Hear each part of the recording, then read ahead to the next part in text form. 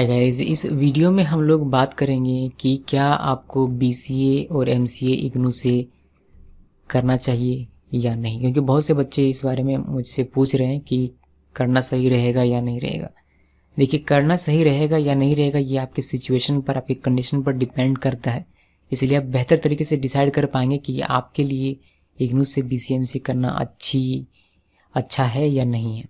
लेकिन मैं यहाँ आपको ये बताऊँगा कि इग्नू बीसीए एमसीए में क्या अच्छी बातें हैं और क्या बुरी बातें हैं, जिनको जानकर आप खुद डिसाइड कर पाएंगे कि आपके लिए जो अच्छी बातें हैं वो अच्छी हैं, जो बुरी बातें हैं उनको आप किस तरीके से एडजस्ट कर सकते हैं इस दौरान। तो आप डिसाइड कर पाएंगे बेहतर तरीके से कि आपको यहाँ करना चाहिए या नहीं करना चाहिए। साथ में कुछ और चीज़ें मैं आपको बताऊँगा जो फैक्ट हैं, और उन सब चीज़ों को आपको मानना पड़ेगा। सो आगे बढ़ूँ इससे पहले मैं आपको थोड़ी सी जानकारी दे देता हूँ कि अगर आप बीसीए एमसीए करना चाहते हैं तो फीस आपको कितनी पे करनी पड़ती है। अभी मैं ये वीडियो रिकॉर्ड कर रहा हूँ 2018 मार्च में। अभी करंट फीस है बीसीए का 6000 पर सेमेस्टर और 10,800 रुपीज़ पर सेमेस्टर फॉर एमसीए। बीसीए के लिए 12th पास होना ज़रूरी है, चाहे आर्ट्स हो, साइंस हो या कॉमर्स हो, कोई भी स्ट्रीम हो, आप बीसीए में एडमिशन ले सकते हैं। बस 12th पास का आपके पास सर्टिफिकेट होना चाहिए। मैथ नहीं भी है 12th में तो भी आप बीसीए में एडमिशन ले सकते हैं। अगर एमसीए में एडमिशन लेना हो तो 3 ईयर का बैचलर डिग्री होना चाहिए, चाहे आर्ट्स से हो, साइंस से हो या फिर कॉमर्स से हो, आप एमसीए में एडमिशन ले सकते हैं। एक चीज़ का ध्यान रखना है एमसीए के लिए जिन लोगों का 12th में मैथ नहीं है उनको एक एक्स्ट्रा सब्जेक्ट चूज़ करना पड़ेगा, BCS 012, जो कि मैथ है, बेसिक मैथमेटिक्स का एक सब्जेक्ट है। ये सिर्फ उन्हीं बच्चों को चूज़ करना है जिनका 12th में मैथ नहीं है। अगर 12th में मैथ है तो ये सब्जेक्ट आपको चूज़ करने की आवश्यकता नहीं पड़ेगी। इसके बारे में और अधिक जानकारी चाहते हैं तो आप इग्नू की साइट पर जाइए, आपको बीसीए और एमसीए से रिलेटेड काफ़ी सारी जानकारी मिल जाएगी। किन लोगों को चूज़ करना चाहिए इग्नू से बीसीए एमसीए? चूज़ कीजिए अगर आपको प्रॉब्लम है पैसों की।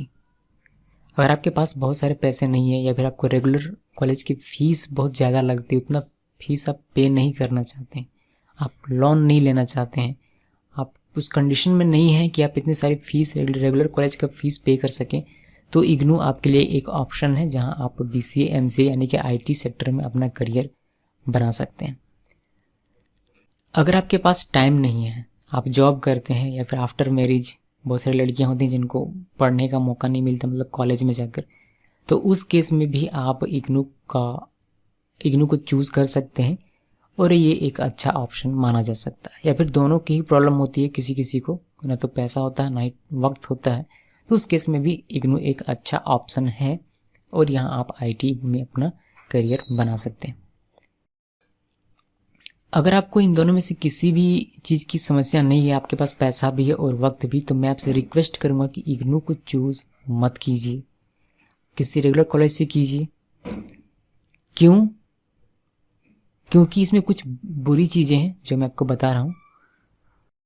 Less valuable compare to regular college. Regular college से इसकी मान्यता कम है। मान्यता कम से मेरा कहने का मतलब ये है कि अगर आप इंटरव्यू में जाते हैं तो वहाँ आपको कम आंका जाएगा रेगुलर कॉलेज के स्टूडेंट के कंपैरिजन में, क्योंकि उनको लगता है कि ये डिस्टेंस एजुकेशन का बंदा है तो इसको कम लैब अटेंड करने को मिला होगा, इसको क्लासेस नहीं मिली होंगी, तो इसके पास कम नॉलेज है तो वहाँ आपको कम आंका जाएगा।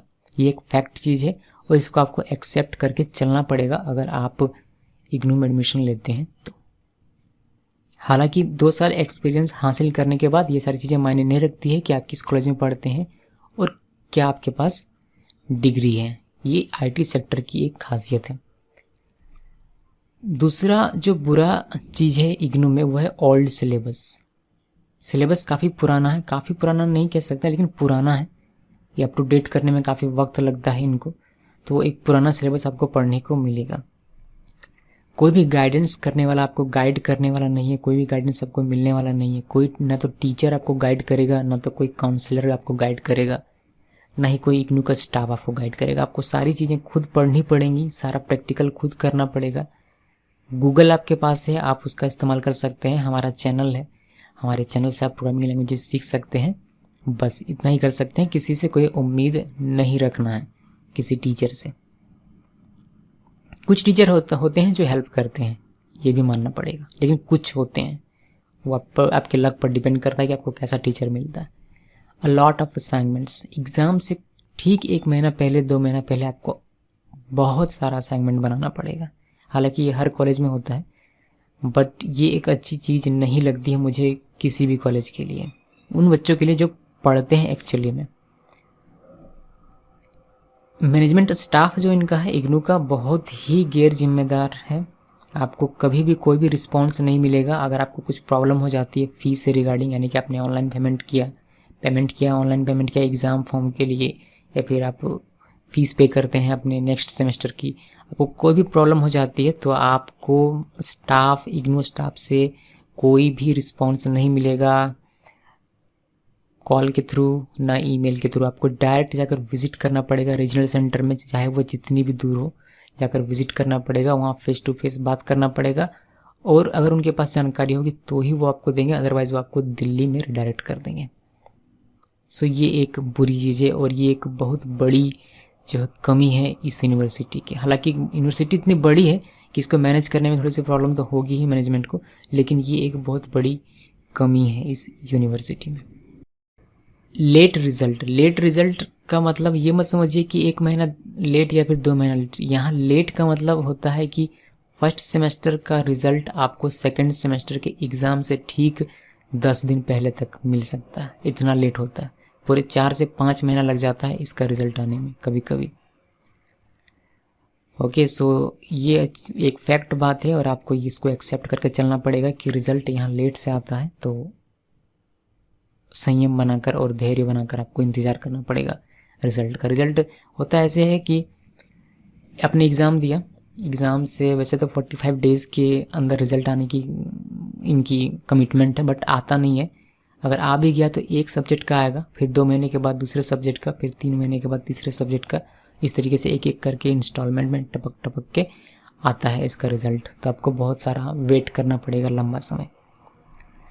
मार्किंग सिस्टम इसका बिल्कुल भी सही नहीं है, ये सिर्फ बीसीए और एमसीए के स्टूडेंट या मतलब अपनी फीलिंग बता सकते हैं, उनको अलग तरीके से ट्रीट किया जाता है यहाँ इस यूनिवर्सिटी में। मैं आपको बता दूँ, बीसीए, एमसीए, बीएससी, एमबीए, इन सब चीज़ों को अलग तरीके से ट्रीट किया जाता है। यहाँ मार्किंग सिस्टम जो बहुत ख़राब है। आपको लगेगा कि आपने 80% लिखा हुआ है करेक्ट, लेकिन आपको आएगा 40% मार्क्स, कभी कभी आपको 0 मार्क्स भी मिल सकता है, जबकि ऐसा होना नहीं चाहिए। मतलब हम लोग इस एज में, इस पड़ाव में है कि हम 0 मार्क्स का मतलब ब्लैंक पेपर तो कम से कम लिख कर नहीं आते हैं, लेकिन यहाँ आपको 0 मार्क्स मिल सकता है। तो मार्किंग सिस्टम बहुत ही ख़राब है यहाँ। उसी पेपर को अगर आप रीवैल्यूएशन करवाएंगे तो जाहिर सी बात है आपको अच्छा मार्क्स मिलेगा, लेकिन रीवैल्यूएशन करवाने का कॉस्ट जो है बहुत हाई है, जो कि 750 रुपये पर सब्जेक्ट है। एक छोटा सा एग्जांपल मैं आपको बताना चाहूँगा। एक स्टूडेंट था जिसका रिज़ल्ट आया था, उसका जो मार्क्स था वो 32 था, जो कि एक्चुअली में फेल है, लेकिन रीवैल्यूएशन करवाने के बाद उसका जो मार्क्स है वो 64 हो गया। ओके, सो ऐसा भी केस यहाँ देखने को मिलता है। आप समझ सकते हैं कि कितनी गैर जिम्मेदार तरीके से कॉपियाँ चेक की जाती है यहाँ।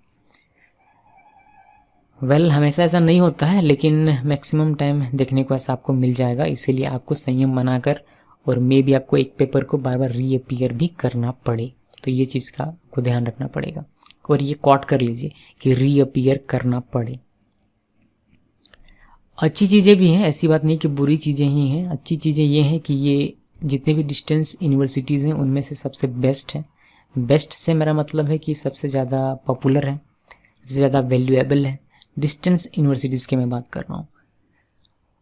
फीस हाई नहीं है कंपेयर टू रेगुलर कॉलेज, यहाँ फीस काफ़ी कम है कंपेयर टू रेगुलर कॉलेज। आपको 10 से 4 क्लास में रहना नहीं पड़ता है, जो कि बहुत बोरिंग लगता है। कुछ पढ़ाई तो होता नहीं है ना, तो रेगुलर कॉलेज में भी पढ़ाई नहीं होता है आजकल तो, लेकिन आपको 10 से 4 वहाँ रहना पड़ता है। अटेंडेंस आपको सारी सब्जेक्ट की लगानी पड़ती है, तो ये एक चीज़ यहाँ नहीं है। आप 10 से 4 का समय किसी चीज़ को सीखने में लगा सकते हैं अगर आप वाकई में सीखना चाहते हैं तो। प्रैक्टिकल लैब्स और मैंडेटरी प्रैक्टिकल क्लासेस जो होती हैं इग्नू में, वो बीसीएमसीए के लिए मैंडेटरी है अटेंड करना, अटेंडेंस आपको जाके बनाना पड़ेगा, लेकिन ईजी टू मैनेज है। ईजी टू मैनेज से मेरा मतलब ये है कि आप जब जाएंगे तो आपको सारी चीज़ें समझ में आ जाएंगी कि किस तरीके से लैब्स को मैनेज किया जा सकता है। आप सीख सकते हैं अपनी डिग्री के साथ किसी और चीज़ को, यानी कि आप अपनी डिग्री के साथ एक सर्टिफिकेशन करना चाहते हैं तो वो आप आसानी से कर सकते हैं, क्योंकि आपको 10 से 4 क्लास कहीं जाना नहीं पड़ता है। आप अपना स्टडी सेंटर कहीं भी ऑल ओवर इंडिया ट्रांसफ़र करवा सकते हैं कभी भी, जो कि एक बहुत ही अच्छी फैसिलिटी है यहाँ। कभी कभी क्या होता है कि शादी हो जाने के बाद जब ससुराल चली जाती हैं लड़कियाँ तो वहाँ उनको ट्रांसफ़र करना पड़ता है, तो वो आसानी से हो जाता है। या फिर आप कहीं जॉब के लिए जाते हैं किसी अदर सिटी में, तो वहाँ आप अपना ट्रांसफ़र करवा सकते हैं। या फिर कोई भी लड़की जॉब करने के लिए जाती है किसी अदर सिटी में, तो वहाँ उनका ट्रांसफ़र आसानी से हो जाता है। ये एक ईजी है तरीका है ट्रांसफ़र करवाने का। एक ईमेल कीजिए और आपका study centre regional centre transfer. आप एग्ज़ाम देना चाहते हैं, आप ऑल ओवर इंडिया कहीं भी किसी भी शहर में एग्ज़ाम दे सकते हैं इग्नू का, उसमें कोई प्रॉब्लम नहीं। बस आपको एग्ज़ाम सेंटर चूज़ करना है बस। BCA प्लस MCA अगर आप इग्नू से ही करते हैं, अपने इग्नू से ही BCA किया हुआ है और इग्नू से ही आप MCA करते हैं, तो 5 साल में आपका कंप्लीट हो जाएगा।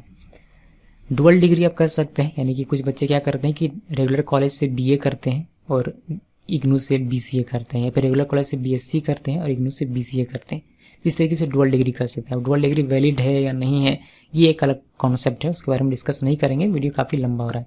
ओके, सो ये सारी अच्छी चीज़ें हैं और कुछ बुरी चीज़ें भी थी, मैंने आपको बता दी। तो मैंने आपको अच्छी चीज़ें और बुरी चीज़ें दोनों ही बता दी हैं, और मुझे उम्मीद है कि इससे आपको सहायता मिलेगी ये डिसाइड करने में कि आपको BCA और MCA इग्नू से करना चाहिए या नहीं करना चाहिए। सो डिसाइड कीजिए और कमेंट में ज़रूर बताइए कि आपने क्या डिसाइड किया है। प्लस कुछ बच्चे अगर हैं जिन्होंने पहले से किया हुआ है या फिर कर रहे हैं, तो वो अपना एक्सपीरियंस भी इस कमेंट के नीचे ज़रूर शेयर करें, जिससे कि बाकी नए लोगों को, नए बच्चों को डिसाइड करने में आसानी हो। Thanks for watching.